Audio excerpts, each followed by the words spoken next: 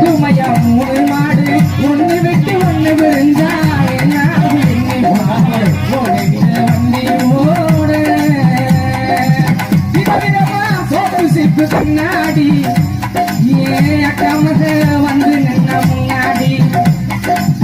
எப்பவுமே காதல் ஒரு கண்ணாடி அதை உடஞ்சிடாம பாக்குறவே கில்லாடி ஏன் அக்கா பூந்து பாருல நாங்க 2 பேரும் அதை எதையும் போய் குந்தல டாவுடாவுடாவுடா டாவுடாட்டி வையா